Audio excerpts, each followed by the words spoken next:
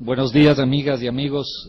Muchísimas gracias por la invitación. En primer lugar, quiero agradecer la presencia de ustedes y quiero valorar en altísimo grado la invitación que nos hacen. Me parece que las palabras que ha tenido José Vicente son bastante claras, elocuentes del espíritu y el enfoque con el que creo yo debemos enfrentar las cosas. Voy a salirme un poquito del libreto porque me parece una oportunidad adecuada para puntualizar algunos aspectos, una vez que les agradezco y les ratifico nuestra predisposición a construir esa cooperación público-privada, pero voy a tratar de aprovechar al máximo este tiempo.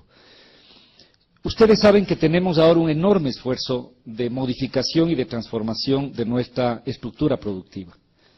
Sería imposible suponer un futuro de una sociedad que distribuya riqueza si no generamos los mecanismos que produzcan adecuadamente esa riqueza. Creo que eso es muy claro para todos nosotros. Y me parece que el horizonte que se ha planteado en relación a las líneas gruesas de ese esfuerzo, una enorme inversión productiva, modificar, por ejemplo, la matriz energética es vital. No puede ser que tengamos el kilovatio más caro que tenemos. El esfuerzo que estamos haciendo ahora globalmente como país es importantísimo. Va a redundar sin duda en mejores condiciones, en disminución de costos, en mejoramiento de condiciones laborales. El transformar un modelo basado fundamentalmente en la extracción de bienes primarios a una economía que esté basada fundamentalmente en el conocimiento es sin duda una orientación adecuada. La inversión que estamos haciendo básicamente en infraestructura productiva, digo a nivel nacional, el sistema de carreteras, la inversión de puertos, aeropuertos, son elementos fundamentales. Yo creo que es importante mirar ese horizonte con optimismo, pero no tengo ninguna duda respecto de que la eficacia de este proceso de transición va a depender en gran medida del qué hacer en los próximos 15 o 20 años. Lo que quiero decir es que es muy difícil, es prácticamente imposible establecer un horizonte si no construimos al mismo tiempo el camino.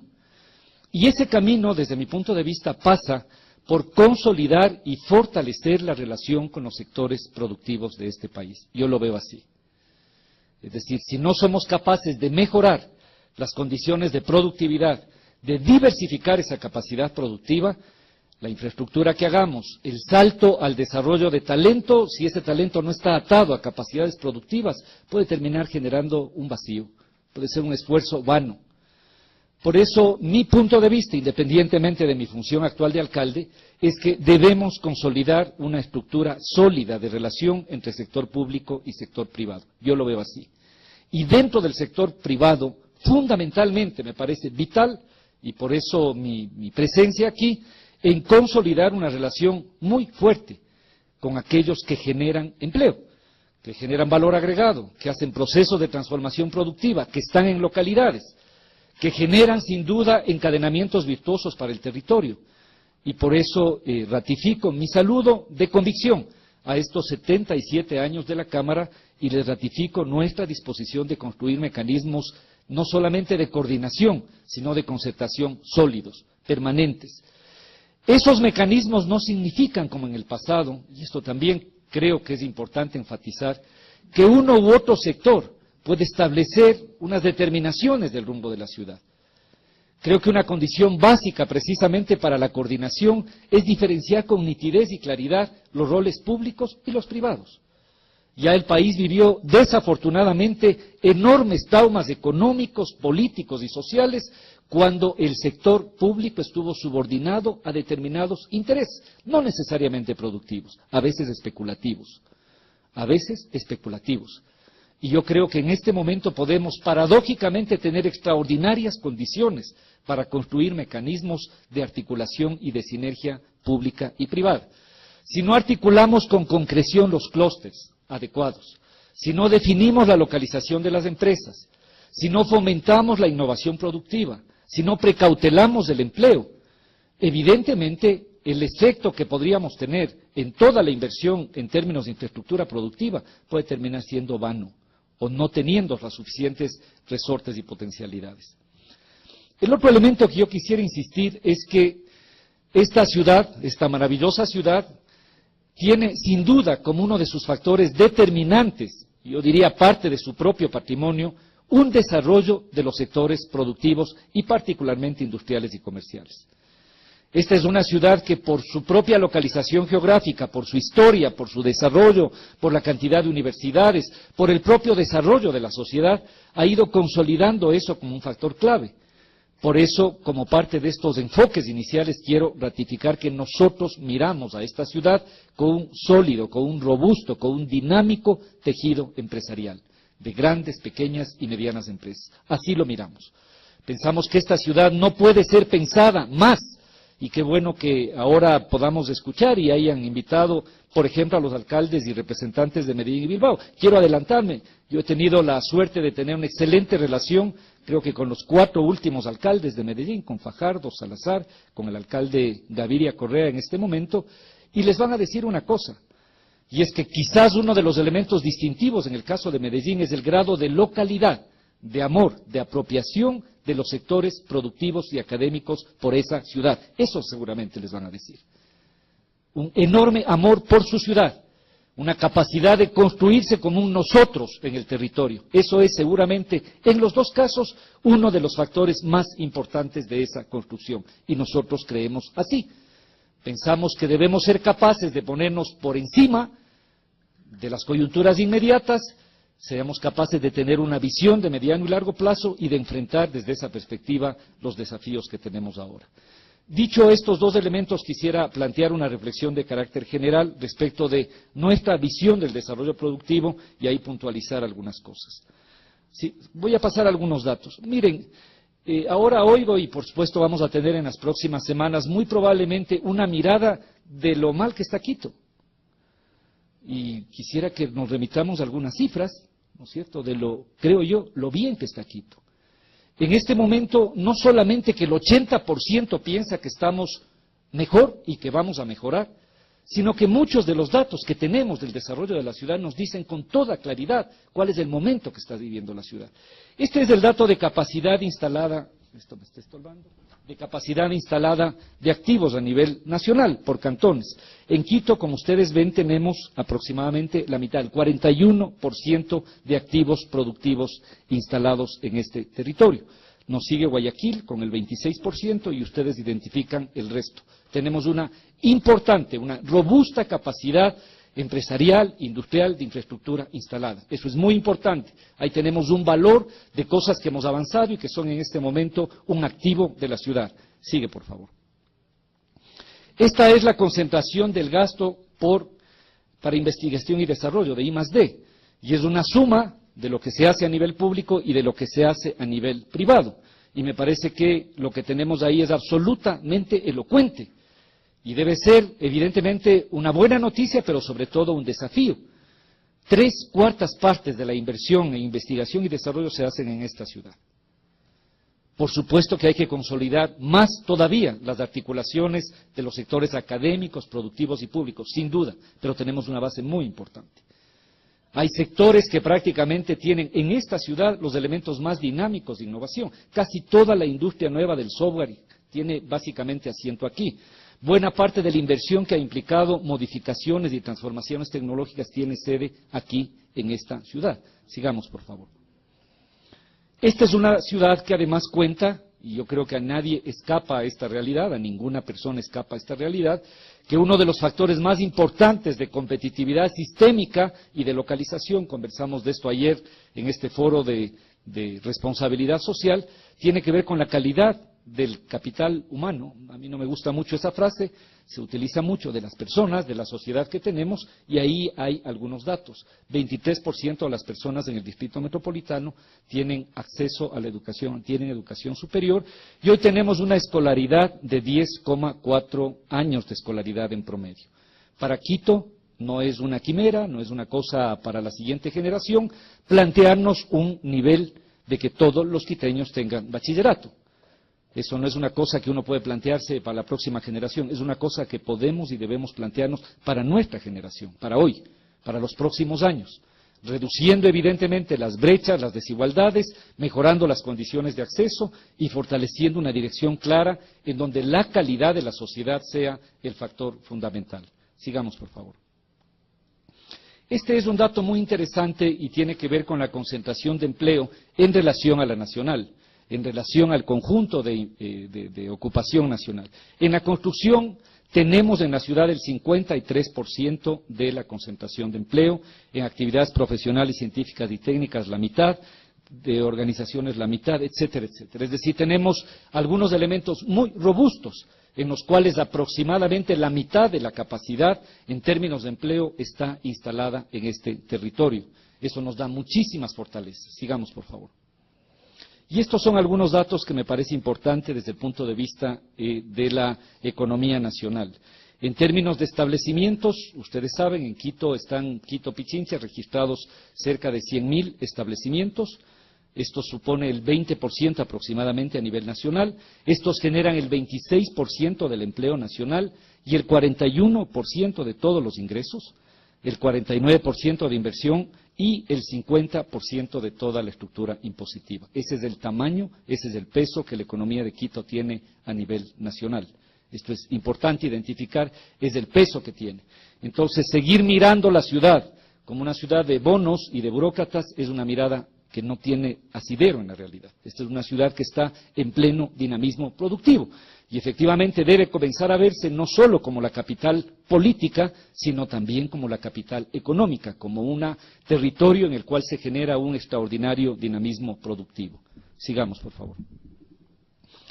Eso tiene sin duda unas expresiones en el territorio, sin duda es así. Y hace un momento se planteaba que durante muchas décadas hemos vivido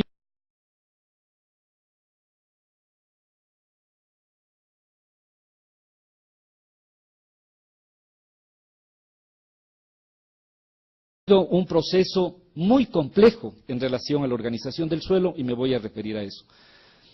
Hace un par de meses, están aquí algunos compañeros concejales, celebramos el centenario del Premio Ornato de Quito, 100 años que damos el Premio Ornato. Y en la identificación de cuando dimos el Premio Ornato hace 100 años, la ciudad tenía 80.000 habitantes en la parte urbana. Y entonces los extramuros de la ciudad eran, por ejemplo, del Machángara un poquito más allá. De hecho, digamos, una buena parte de la primera implantación industrial es en la zona de Chimbacalle. Después tuvimos la segunda implantación en la zona de Aimés, etcétera. Ahora tenemos la tercera o cuarta generación. Obvio, esta es una ciudad que ha crecido de una manera extraordinaria. Pensemos, digamos, que en el censo del 72 me parece que no llegábamos a 500.000 de habitantes y hoy estamos seguramente bordeando los 2.400.000 habitantes. La ciudad en el censo anterior tuvo 2.230.000 habitantes, estábamos a 60 o 70.000 habitantes de Guayaquil, con un ritmo de crecimiento mayor que el de Guayaquil. En 2 o 3 años seremos la ciudad más poblada. Ese ritmo enorme de crecimiento evidentemente nos provoca grandes desafíos. Y sin duda nos obliga a establecer una política concertada de ocupación del suelo. Nosotros estamos convencidos que esa lógica del suelo debe implicar no solamente una dinámica concertada, sino definiciones y políticas de largo plazo, que den certeza a quien invierte y que den certeza, sin duda, a quien organiza la ciudad. Muchos de los conflictos que tenemos ahora tienen que ver con la disputa de implantaciones industriales que tuvieron en el pasado con asentamientos residenciales de las últimas décadas y vivimos permanentemente esa disputa. Ese es un elemento que hay que resolver. Quisiera luego plantear algunos elementos en relación a cómo poder avanzar en esa resolución. Nosotros pensamos que es importantísimo tener esta nueva visión integral del distrito. Y lo que estamos haciendo en este momento es la construcción de una estructura productiva en el territorio que tenga estos elementos básicos. Para nosotros es vital la construcción de esa enorme plataforma productiva, que no solamente es el aeropuerto, la zona económica especial, la consolidación de una zona con vocación industrial y la inversión en la conectividad de esa zona. Es imposible, si no avanzamos en esa relocalización de una plataforma, suponer que la ciudad va a tener las condiciones para los saltos productivos. Esto hay que tener clarísimo. Un aeropuerto en donde no cabía una flor más, en donde había que hacer retazos y remiendos para tener un pasajero más, en donde no teníamos capacidad de extensión, en donde era una quimera tener una zona económica especial, es imposible dar el salto económico que requerimos. Es imposible. Que ese proceso de transición es complejo, claro, que heredamos un lío, heredamos, pero entendamos el desafío que tenemos ahora. Hoy tenemos las posibilidades de construir una enorme plataforma, nuestro puerto, nuestro puerto seco, esa plataforma que tenemos ahí. Y debemos, por lo tanto, desarrollar las condiciones para construirla de manera ordenada.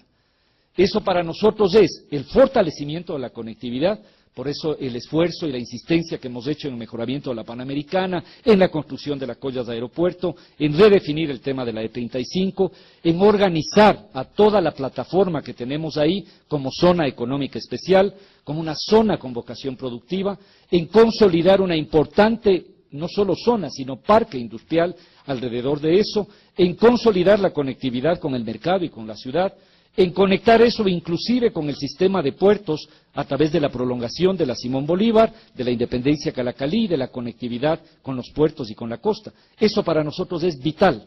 Eso permite efectivamente la construcción de una infraestructura que permita dar el salto desde esa perspectiva. Ese es un elemento básico para nosotros. Otro elemento para nosotros fundamental es estructurar eso en un concepto de desarrollo de una economía compleja. Creo que a ninguno de ustedes escapará las realidades que hemos tenido ahora en ciudades que han tenido vocaciones específicas. Creo que ahora ha sido una noticia, digamos, la quiebra hasta del municipio de Detroit, municipio vinculado básicamente a la producción de automotores. Digamos, tenemos un límite en eso y lo que tenemos es que la economía global de esa ciudad se hace trizas. Nosotros pensamos en un modelo que esté basado precisamente, sigue por favor, en un conjunto de actividades. Nos parece que hay que tener una economía compleja, diversificada. Nos parece que sería un error trasladarnos solamente a una economía basada en servicios. Nos parece que es vital una estructura compleja, diversificada, y este es el planteamiento que tenemos. Cuando uno mira la estructuración de la PEA, de la población económicamente activa, en el distrito metropolitano, encontramos esta realidad. El componente comercio es muy importante en todos los niveles, casi implica el 20% de la PEA, pero estos son sectores que desde nuestra perspectiva deben ser apoyados intensamente. ¿Cuál es la realidad de esos sectores? En el caso del turismo, hemos tenido 2 o 3 años muy potentes, muy importantes, y no tengo ninguna duda que avanzaremos en esa dirección. Hemos crecido 7-8% de visitantes y de turistas cada año. Y tenemos muy claramente la expectativa de nuevas inversiones en infraestructura turística, más y mejores frecuencias a varios de los destinos. Eso para nosotros es muy importante. Las dificultades de la transición en relación al nuevo aeropuerto con el tema de Flores. Ahora me parece que en mes y medio por fin inauguramos todo el sistema de consolidación de Flores al lado del aeropuerto. Hay que apoyar y hay que fortalecer ese sector. Durante los últimos 3 años, en la ciudad se han producido entre 8 y 9 mil edificaciones de vivienda, de casas y de locales comerciales. Estamos, sin duda, en un boom desde el punto de vista inmobiliario. Habría que tener las precauciones de que eso no genere una burbuja, pero tenemos un dinamismo muy importante desde el punto de vista inmobiliario. Hemos logrado establecer algunas de las inversiones y necesitamos ordenar, sin duda, la implantación adecuada de la industria. Entonces, nuestra visión, con toda claridad, es el desarrollo de un ambiente de inversión que sea claro, con reglas claras, y que permita precisamente una economía basada no en una especialización, sino en un sistema complejo de economía. Esa es la visión que nosotros tenemos, y esta es la visión que tratamos de concretar a través de políticas específicas. Sigamos, por favor. Esto genera, sin duda, la necesidad de construir esta visión, digamos que aquí se puede llamar como buena vecindad, que es la construcción de un territorio competitivo socialmente. Y yo quiero enfatizar en lo que dije ayer. Ayer inauguramos un evento, insisto, de responsabilidad social. No hay mejor inversión que la justicia en una sociedad, porque permite efectivamente que las condiciones de convivencia de esa sociedad generen eficacia y competitividad sistémica. No se trata de la competitividad, y creo que ustedes lo tienen absolutamente claro, de una empresa. No es posible tener una maravillosa empresa absolutamente competitiva, con costos bajos, no sé qué, en medio de una ciudad que está en paros y en líos. No es verdad eso. No es posible tener un excelente y potencial nicho en un sitio si tenemos condiciones de inseguridad, si no tenemos mercado laboral, si la gente no tiene condiciones para desarrollarse. Por eso para nosotros es vital construir condiciones de competitividad sistémica. Y en esto hay cosas que no tenemos que inventar. El fortalecimiento de la cooperación público-privada, las reglas claras, la honradez y la transparencia en la relación entre lo público y lo privado. la inversión productiva que permita precisamente dar esos saltos. Dejar de un lado, digamos, las coyunturas minúsculas. Yo no sé a quién se le puede ocurrir que una inversión de 1.500 millones de dólares que modifique la productividad de la ciudad como el metro, no hay que hacer. Lo vamos a dejar en la mitad. ¿Por qué razón? ¿Por qué razón? Si tenemos los recursos y el financiamiento, si nos va a ahorrar 120 millones de horas que la gente pasa en las calles, si va a permitir que tengamos una reorganización absoluta del transporte, si va a permitir un territorio que ya no tenga unas zonas muy desarrolladas en la ciudad y otras absolutamente abandonadas, va a desarrollar una ciudad policéntrica con enormes desarrollos, va a revalorizar el sur, el centro, el norte, va a permitir desplazarse en 34 minutos, va a permitir que a esa estructura básica se le conecte el metroférico hacia Cumbayá, Tumbaco y el aeropuerto que estamos estudiando, va a permitir que ahí se conecten corredores, eso es lo que va a permitir. ¿A quién se le puede ocurrir que paremos en este momento la inversión vial? Paremos la inversión vial, estamos invirtiendo 600 millones de dólares. 600 millones de dólares en la construcción del sistema vial que nos resuelva la conectividad. Entonces nos parece vital ese desarrollo, fundamental, continuar y cerrar esos proyectos. Nos parece fundamental avanzar a la fase 2, 3 y 4 del aeropuerto. Y creo que un gran desafío que tenemos en los próximos años es no discutir con todo respeto el precio de la hamburguesa del aeropuerto. Por Dios, lo que hay que discutir es cómo vamos a consolidar esa zona de 200 hectáreas que va a estar sometida a las condiciones favorables del Código de la Producción. Entonces, o discutimos el precio de la hamburguesa o nos planteamos efectivamente un horizonte como ciudad. Yo creo que esa es la disyuntiva. O establecemos condiciones para dar un salto efectivo a una modernidad de desarrollo y de justicia, o seguimos en el atavismo del pasado. Ese es el desafío que la ciudad tiene en este momento. Yo lo veo, con todo respeto, así. Y me parece que es fundamental que la misma reflexión que hacemos desde el sector público y las autoridades públicas sea también la reflexión que debe desarrollarse y permearse en el sector privado. Porque los acuerdos son de dos. Son de dos, y se consolidan y se constituyen sobre la base de esa credibilidad. Sigamos, por favor. Antes de entrar a esto, que es la discusión del territorio, yo quiero decirles que un elemento importante que hemos avanzado ahora es la construcción de una institucionalidad que tematice esta reflexión. Hoy nosotros tenemos una Secretaría de Desarrollo Productivo. Esa Secretaría tiene una interlocución clara. No se necesitan palancas, amigos, compadres del mismo partido. No se necesita eso para tener una relación clara con esta municipalidad. No se necesita alguien que le dé viendo qué inversiones. Tenemos una unidad clarísima que pone en el tapete las inversiones. Tenemos en este momento un banco robusto de inversiones privadas. Si hay necesidad y hay interés de invertir en el sector turístico, tenemos 6, 7, 8 proyectos turísticos. Si hay interés en hacer inversiones en sectores de vivienda, tenemos 5 o 6 grandes proyectos de vivienda. Está en este momento discutiéndose y planteándose la licitación para hacer el nuevo centro de convenciones de la ciudad. Está abierto. Es decir, tenemos las cosas abiertas, claras, para tener una inversión que sea beneficiosa para el inversionista y beneficiosa para la ciudad. Ese es el concepto que tenemos. Y pensamos que el efecto que va a tener eso es de generación y encadenamiento del empleo. Ahora he revisado la ciudad tiene en este momento, en relación al diciembre anterior, por un tema de cierres de contratos, aproximadamente 4% del desempleo, 4 algo más. El año anterior tuvimos 3 y pico. Esos dos, no solamente sino los 2 años, son el récord de más bajo nivel de desempleo en muchísimos años. Esta es la realidad de la ciudad. Y no tengo ninguna duda que el proceso constructivo del metro, que entra en su fase 2 en las próximas semanas, más todo el desarrollo en las inversiones, va a generar más y mejor dinamismo productivo. Uno de los problemas mayores que hemos tenido en la relación con los sectores industriales tiene que ver con la localización. Y evidentemente hemos avanzado en algunas cosas, el tema de la tramitología. Yo debo decirles además que uno llega a una institución y hereda toda la historia de esa institución. Una institución como el municipio de 5.000 empleados, uno pone 120 de libre remoción, todo el resto es lo que hereda.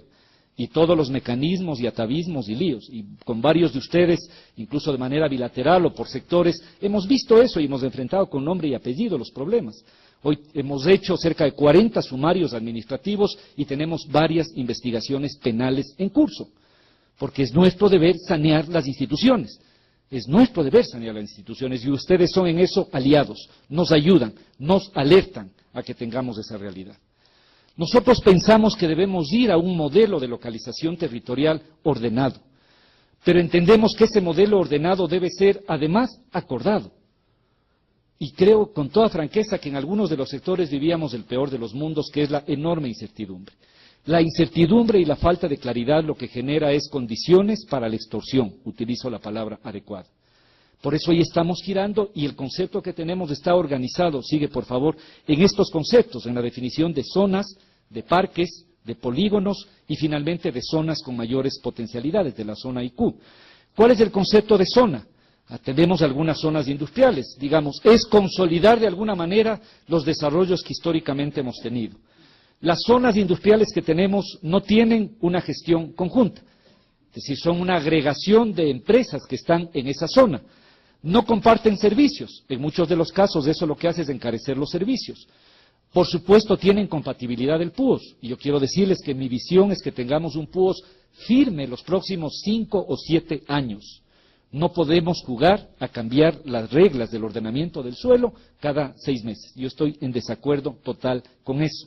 La ciudad debe tener límites urbanos claros y deben haber reglas clarísimas para quien invierte. Quien invierte debe tener la seguridad de que tiene largo plazo en su inversión y debe tener la certeza de que no puede invertir fuera de ese contexto. Clarísimo. Eso es lo que debemos hacer.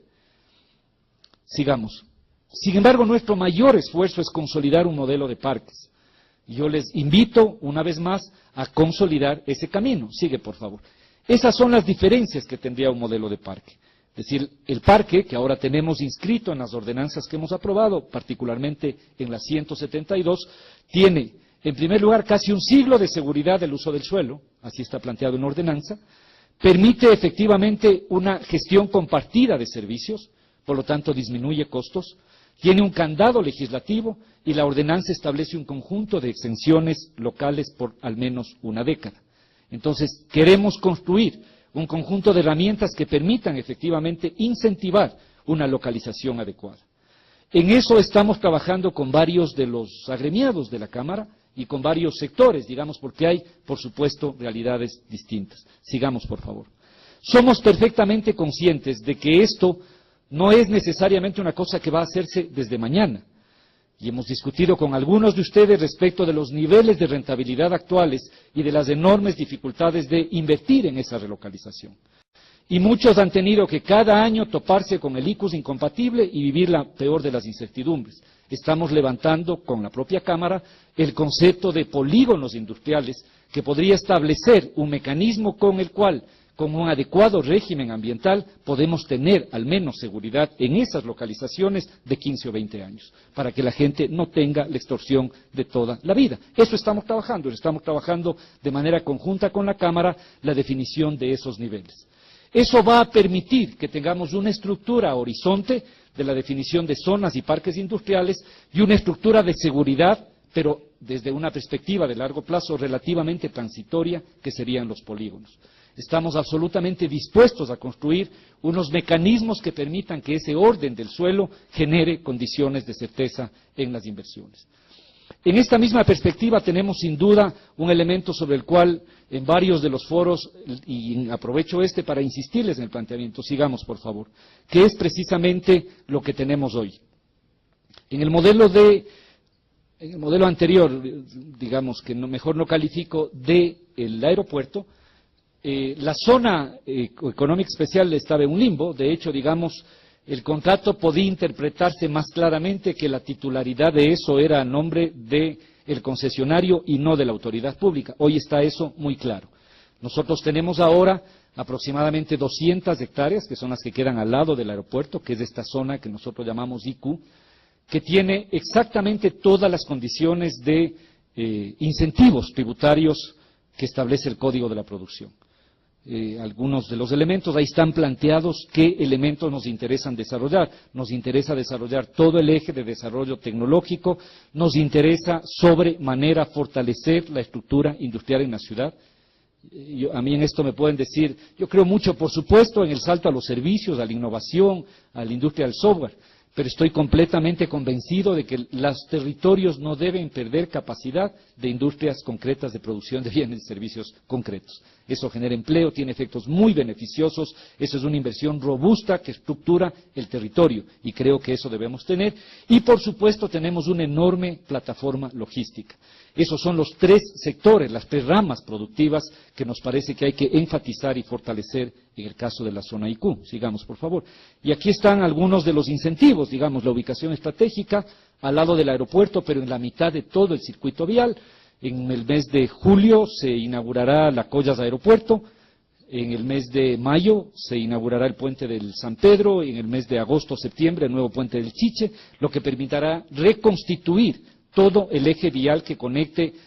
Claro, se habla mucho del eje intermodal Manta-Manaos. Yo les quiero decir, con la Caracalera Independencia, el desarrollo que ahora tenemos en las carreteras de la costa y la conectividad que vamos a tener con la plataforma aeroportuaria y la salida a la inversión que se está haciendo ahora en el mejoramiento de la Papayacta, vamos a tener una estructura robusta desde el punto de vista de esa conectividad. La exoneración del impuesto a la renta, el 5%, el tema de la exoneración del IVA de las importaciones, la ventanilla única. Yo quisiera hacerles un llamado a que efectivamente estructuremos las condiciones para poder darle un uso fundamental. A mí me daría mucho dolor que las condiciones de competitividad generadas en esta plataforma sean aprovechadas por empresarios, digamos, voy a decir en general, no quiteños. Me parece que sería complicado, me parece que es vital buscar los mecanismos de articulación que permitan efectivamente que la existencia de esa plataforma de desarrollo económico especial permita engranarse a la estructura productiva de este territorio. Eso me parece muy importante. Y eso implica, por supuesto, acuerdos, pero también modificaciones, alianzas, coaliciones y desafíos en el propio proceso productivo. Sigamos, por favor. Quiero terminar insistiendo en lo siguiente. Esta ciudad ha tenido durante este tiempo algunas condiciones que no son menores. Tiene ahora un nivel, a veces, de conflictividad política en los periódicos, pero de una enorme paz social. Enorme paz social.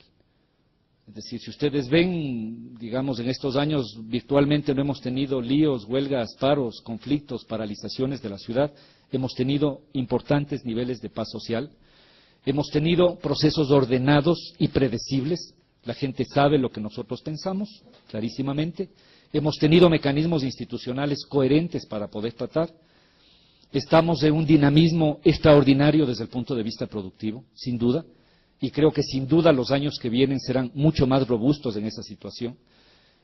Tenemos una serie de problemas, lógico, el tema de la movilidad no es un problema de Quito, es un problema planetario, es un problema de todas las ciudades. Nosotros tenemos una mirada con la cual enfrentar ese problema, que es fortalecer los sistemas de transporte público, regular el uso del vehículo privado y fortalecer los mecanismos de movilidad alternativa. Tenemos muy claro cómo vamos a construir un sistema integrado de transporte, que no solo es el metro, son los corredores, es la reubicación de todo el sistema de buses. Tenemos muy claro, eso está en marcha y haciéndose. Hemos casi triplicado la cantidad de viajes que hacemos y tenemos un camino claro que seguir. Un camino que seguir. Hay un camino trazado. Desde el punto de vista de seguridad, yo no sé, leí hace pocos el plan actualizado de Medellín, no sé en cuántos, digamos, en los términos se habían avanzado mucho en términos de seguridad. No recuerdo cuál es la tasa de homicidios que tiene ahorita Medellín en este momento, pero es muy buena, se ha bajado mucho. Nosotros tenemos ahora una tasa de 10 homicidios por cada 100.000 habitantes. Es de las más bajas de Sudamérica y seguimos bajando. Eso no quiere decir que no hay problemas de seguridad. De hecho, con la Cámara creo que tenemos una reunión con la policía para generar un plan de seguridad. Pero no por algo definen a la ciudad como un buen destino turístico y estamos ahora disputando las 7 ciudades. Digamos, esto es la realidad de la ciudad.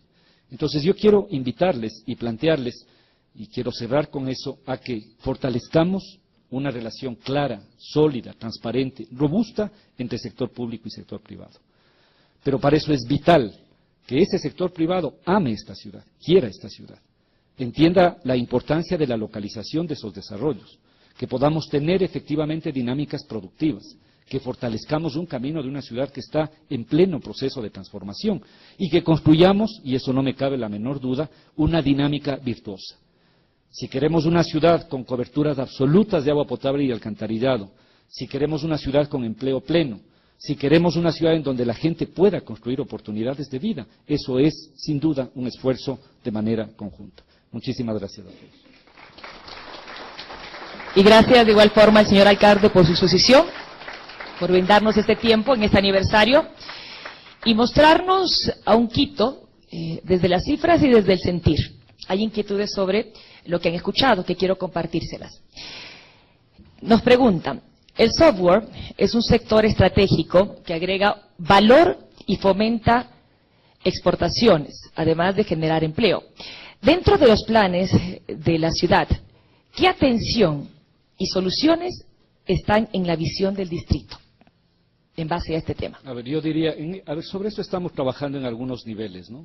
Me parece que lo uno es haber construido, me parece a mí, un ambiente, una dinámica. Este es el tercer año que hicimos el Campus Party. Hemos reorientado la agenda digital de la ciudad y tenemos en Conquito una incubadora de empresas de software. Es decir, tenemos una cantidad importantísima de desarrollos y de aplicaciones. Quizás uno de los proyectos más importantes que tenemos es la construcción de aplicativos para llegar a un modelo de municipio en casa. No estoy aquí para contarles las penas, pero a veces sí es bueno que uno pueda contar las penas también. Cuando llegamos a la municipalidad teníamos una estructura. Dos cosas son increíbles. Teníamos todavía un catastro en retazos. Este año terminamos por fin un catastro informático multifinalitario, por fin, de tal manera que la gente pueda tener una cédula catastral, una cédula predial como la cédula de identidad, y que a partir de eso podamos conectar con la otra cosa que fue una de las peores herencias.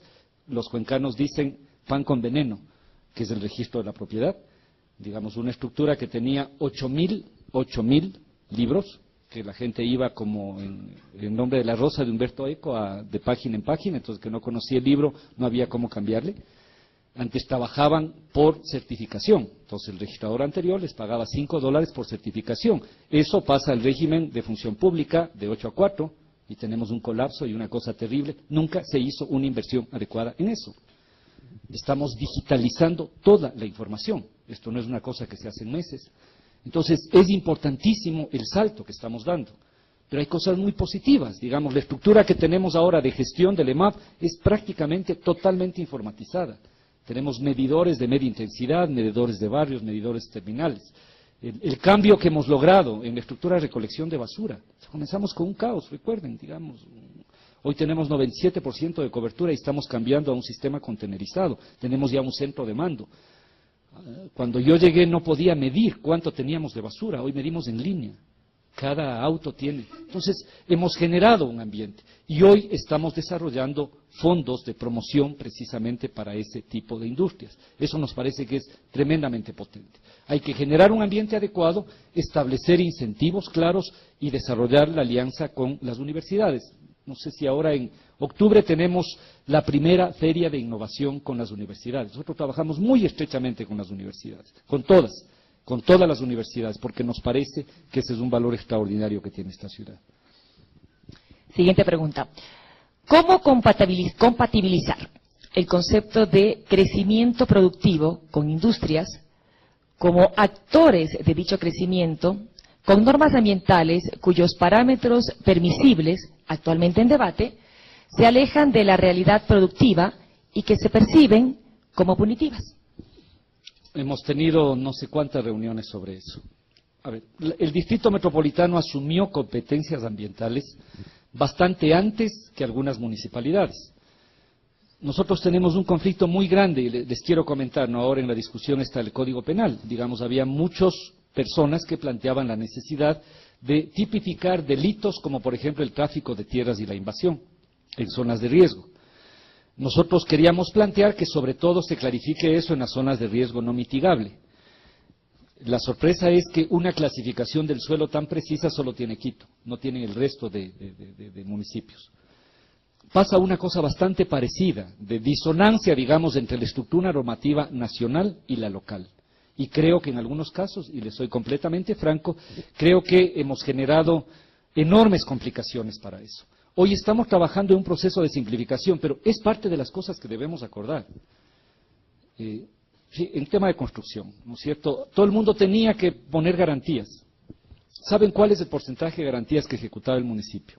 El 2%. ¿A quién le enriquecíamos con las garantías de los procesos constructivos? Con todo respeto, a los bancos. Entonces no servían en absoluto para el proceso constructivo porque no era una garantía, se cobraba el 2% y terminábamos en el cuento de que cada año hay que renovar las garantías y todo eso. Yo soy del criterio de que deben haber pocas normas, pero absolutamente claras. Y se debe incentivar a quien está en la norma y ser durísimo con el que está fuera de la norma. Yo creo bastante en un modelo de ese tipo. Digamos, un ejemplo que es muy cercano, a todos pueden conocer, el modelo de impuestos de los Estados Unidos. No tiene la libertad, le dan el papelito, hace todo. Si se sale de eso, está muy complicado. Y a ese tipo de normativa debemos ir. No teníamos esa lógica en la estructura normativa municipal. Teníamos una lógica en donde el proceso de licenciamiento, el proceso de acreditación, cosas absurdas, tener que hacer cada año todo el trámite de la LUAE. Eso es una idiotez, con el perdón. Porque significa que si tenemos 80.000 empresas, cada año tendríamos que hacer 80.000 inspecciones del cuerpo de bomberos. Es una idiotez. Y teníamos funcionarios que interpretaban de esa manera la ordenanza. Y he tenido que ir de administración en administración y establecer un reglamento interno de que no es esa la interpretación de la ordenanza. La LUAE, en principio, se renueva de manera automática. Y los controles hacemos aleatoriamente, no en función de quién viene, sino en función de un mapa de riesgos.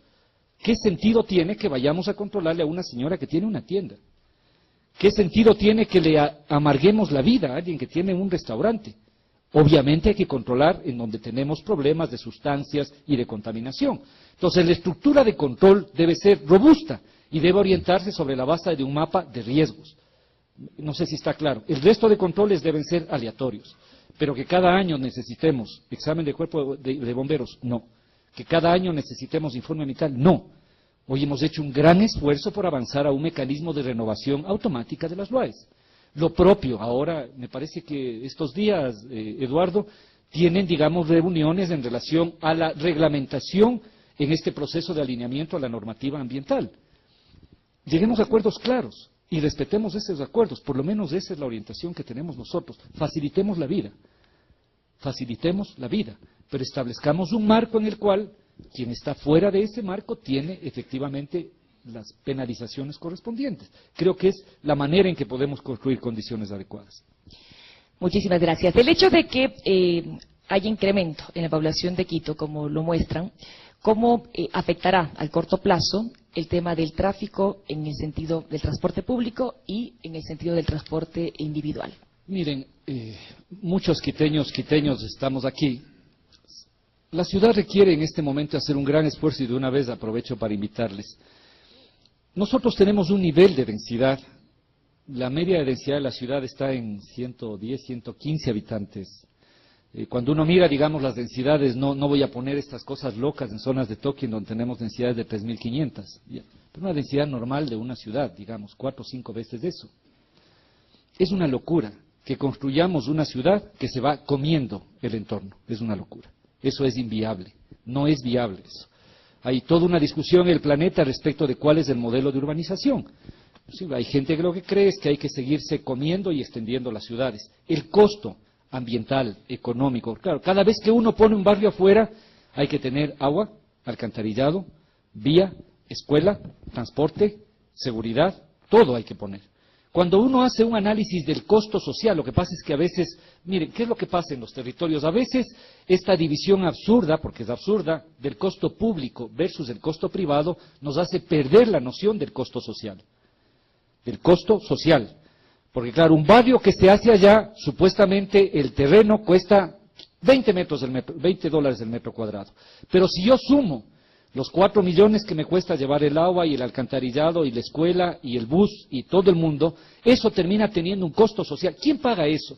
Uno dice, paga el municipio. No, el municipio se fondea de los impuestos de ustedes. No sé si me explico. O sea, eso dice, paga el municipio. No, pagamos todos. Entonces hay que comenzar a construir una lógica del costo social de las cosas. En esa perspectiva para nosotros es clarísimo que debemos hacer un esfuerzo sistemático de densificación de la ciudad. No puede ser que tengamos 30% de suelo vacante y que sigamos construyendo ciudad en los extramuros. Eso es irracional, es una locura. Yo les doy ejemplos, digamos, si ustedes van desde La Patria hasta la Mariana de Jesús, ustedes van a encontrar en el eje de la 10 de agosto la mitad de terrenos subutilizados o directamente subocupados. No les estoy hablando del fin del mundo, les estoy hablando del centro de la ciudad.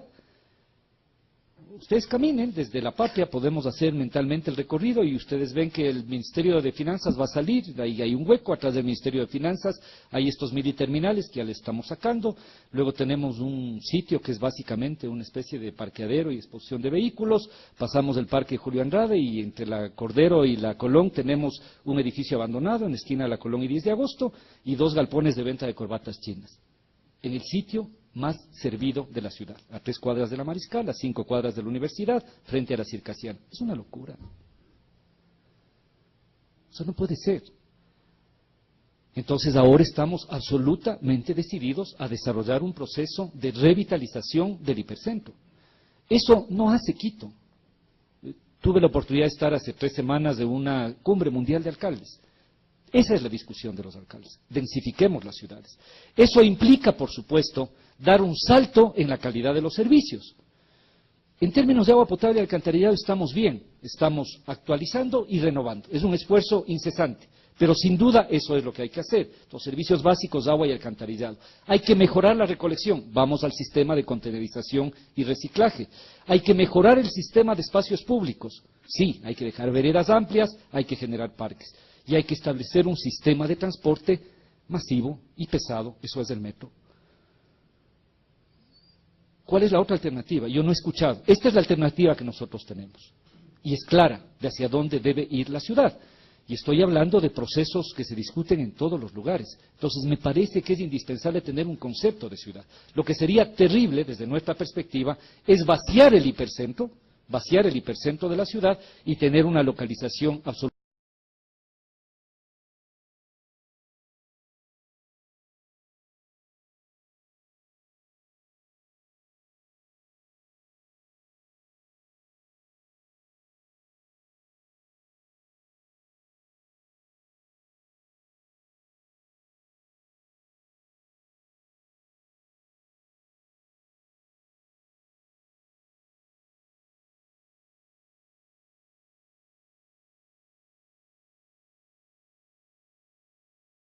Absolutamente caótica y dispersa. Para nosotros es vital establecer ese esfuerzo. Hay muchas zonas de la ciudad que están en franco proceso de deterioro. De una vez les planteo, porque muchas son de procesos industriales. La inversión que se hizo desde el punto de vista comercial en el Recreo. Entre el Recreo y San Bartolo tenemos una especie de agujero negro desde el punto de vista urbano. Tierras que estuvieron ahí botadas durante años, del propio IES, digamos la fábrica de estructuras metálicas, no tenemos un tejido urbano. Entonces es fundamental entrar a una capacidad de recomponer precisamente ese tejido urbano para buscar una localización adecuada de ese proceso de crecimiento. Una pregunta más. ¿Cómo lograr un mayor sentido de pertenencia de parte de los habitantes de Quito? Esta pregunta la hace el doctor Abraham Massa de la Escuela de Negocios ECAE. Yo creo que es una cosa que se construye social, culturalmente y mediáticamente. Y es un problema de las capitales, es un problema de las capitales. Y yo quiero sobre esto hacer una pequeña discusión. Si cuando uno mira 2 ejemplos muy cercanos, ¿no es cierto? La construcción de la identidad de Barcelona y de Cataluña es muy fuerte porque se construye en relación a la alteridad de la capitalidad de Madrid. Sí me explico, es decir, se construye como una consolidación respecto del centro. El propio caso de Medellín, digamos, se construye con mucha fuerza, hay una historia y un proceso de unidad, pero se construye en relación a la alteridad, al otro, digamos, de la capitalidad. Es complejo construir sentido de pertenencia cuando somos capitales, porque todos los conflictos políticos, económicos y socioeconómicos desgarran la capitalidad. Yo creo que eso es lo que ha pasado mucho en Quito, de verdad. Pero creo que eso puede cambiar. Y creo que un elemento muy importante es construir otra racionalidad de la ciudad. Y yo, permítanme, pero tengo que ser absolutamente claro. Nosotros tenemos el 96% de alcantarillado. Otras ciudades tienen el 63% del alcantarillado. O sea, 4 de cada 10 habitantes no tienen alcantarillado. ¿Qué modelo de ciudad queremos? ¿Qué modelo de ciudad queremos? Estos 2 años, digamos, es difícil aspirar a que Quito tenga más reconocimientos internacionales. O sea, somos el mejor destino turístico, estamos en las mejores capitales. A mí me parece indicativo lo que pasó. Todos, digamos, hemos visto, vino Patricia Yaniot y puso un excelente comentario de Quito y salió alguien a decir que a qué ciudad habrá ido. Ya, pues. Con esa mentalidad, perdóname, no hacemos identidad ni en la casa. Por eso les pido otra mentalidad, a todos. Somos una maravilla de ciudad, somos una sociedad robusta. Y si nosotros no creemos eso, es difícil que otros nos den haciendo. Y ahí le hago yo una pregunta. ¿Qué acciones específicas cree usted que está esperando la ciudadanía de parte de su alcalde, directamente de Augusto Barrera, para sentir ese sentido de nosotros? Yo quiero ratificarles, digamos, porque nos conocemos, no nos conocíamos, ahora nos conocemos más, y respeto a los procesos de generación de empleo y a la industria y al sector productivo. Yo creo que este sector productivo quiteño tiene muchas virtudes. Esto lo he dicho 1001 veces. Paga impuestos, está clarito en los números. El que más paga. Este sector productivo de aquí es el que más paga impuestos. Tiene una relación adecuada y ha ido construyendo históricamente una relación respetuosa con sus trabajadores. Es producto de la historia, digamos, aquí ha habido movimiento obrero, movimiento sindical. El sector empresarial de esta ciudad es un sector muy educado, digamos, entiende el mundo, es verdad. Creo que a veces ha estado sometido a intereses politiqueros minúsculos. La ciudad ha tenido políticamente muchas tragedias. Tal vez una de las más grandes tragedias es consolidar el liderazgo local para subordinarse al interés de los bancos guayaquileños. Permítame decir con todas las palabras, eso fue la crisis financiera. Consolidar un liderazgo local para hacerle el deber de la quiebra de los bancos guayaquileños. Eso creo que fue un golpe mortal a la ciudad. Pero creo que ahora tenemos condiciones de construir otra unidad en la ciudad. Así yo veo el futuro de la ciudad, abierto, democrático, concertado. El tipo de gestión que hemos hecho en la ciudad ha sido de sistemática concertación, de respeto permanente por las personas, de tratamiento racional de las cosas. Yo tengo, digamos, no sé si la virtud es más fácil decir cualquier cosa, yo entiendo las cosas y hago una reflexión técnica de razones, porque me parece que ese es el liderazgo que una sociedad del siglo XXI requiere. Me comprometo a seguir en esa dirección hasta el último día que esté de alcalde. Muchísimas gracias a todos. Y muchísimas gracias de igual forma, señora.